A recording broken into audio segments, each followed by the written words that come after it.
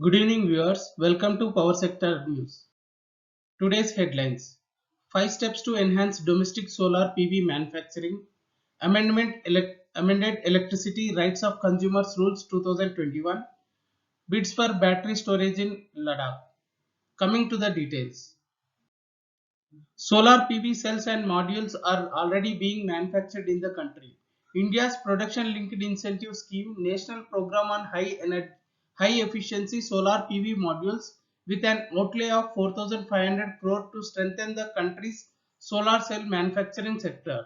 The scheme has provisions for supporting setting up of integrated manufacturing units of high efficiency solar PV modules by providing PLI on sales of such solar PV modules.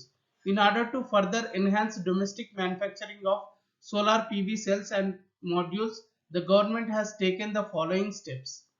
Modified Special Incentive Package Scheme of Ministry of Electronics and Information Technology. The scheme mainly provides subsidy for capital expenditure, 20% for investments in SEZs and 25% in non-SEZs. Preference to make in India in public procurement in renewable energy sector.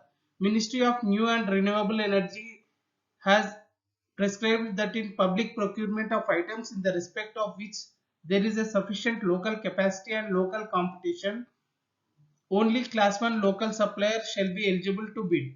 Class 1 local supplier means a supplier or service provider whose goods, services or works offered for procurement has local content equal to or more than 50%. Solar PV modules are one of the products identified as having sufficient local capacity and competition. Domestic content requirement. Under some of the current schemes of the Ministry of New and Renewable Energy, namely Central PSU Scheme Phase 2, PM Kusum and Grid Connected Rooftop Solar Program Phase 2, wherein government subsidy is given. It has been mandated to source solar PV cells and modules from domestic sources. Imposition of basic customs duty on import of solar PV cells and modules. The government has announced imposition of basic customs duty on import of solar PV cells and modules with effect from April 1st, 2022. Discontinuation of customs duty concession benefits. Ministry of Finance has withdrawn the benefit of concessional customs duty on the items imported for initial setting up of the solar power projects with effect from February 2nd, 2021. Highlights of Amendment Rules 2021 are the definition of three key terms in relation to rooftop solar system: gross metering, and net billing or net feed-in. Increase in the maximum load for availing net metering from 10 kW to 500 kW. Installation of meters by DISCOMs to measure solar energy generated at rooftop solar systems to facilitate claiming renewable energy purchase obligation credit, if any, encouragement to the state. Earlier rules limited the applicability of net metering to a maximum load of 10 kW and mandated gross metering for loads above 10 kW. This move received industry-wide criticism given that it prevented consumers with higher loads, especially commercial, industrial and residential consumers, from availing the benefit of net metering, namely a substantial deduction in their bills. Now let us see the effect of net metering and gross metering with an example. Here we have considered a small industrial unit with monthly consumption of 2 lakh units where the applicable discount tariff is 6 rupees per unit.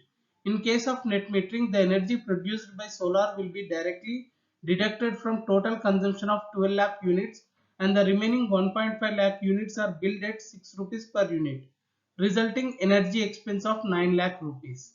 While in gross metering, the entire 2 lakh units will be considered as consumed from grid and the energy bill comes to 12 lakh rupees. And for the solar energy injected, a separate credit will be given as per the tariff determined by State Commission, usually lesser than the applicable discount tariff. For calculation purpose, we have considered it as 3 rupees per unit and the final energy expense comes to 10.5 lakh rupees after deducting solar energy credit of 1.5 lakh rupees. A clear saving of 1.5 lakh can be observed. Hence, increase in applicability of net metering to loads up to 500 kW is a great relief to small scale industry units and other prosumers with higher loads.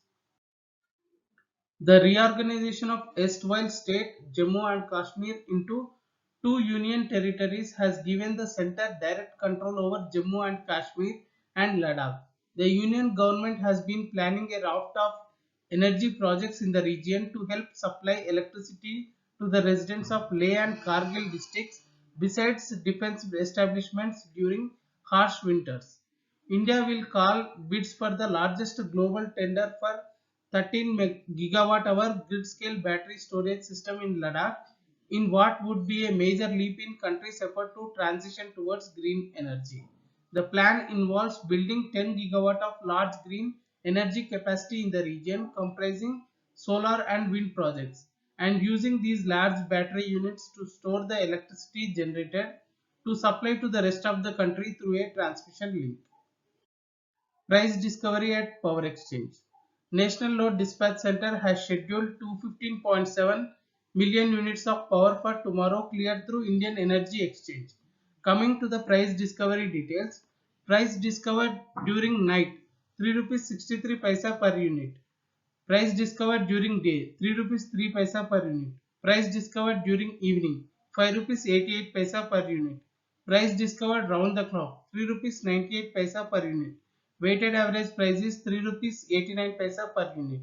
There is no congestion for power transfer in the network and the prices are uniform in all the regions. Thank you and good day.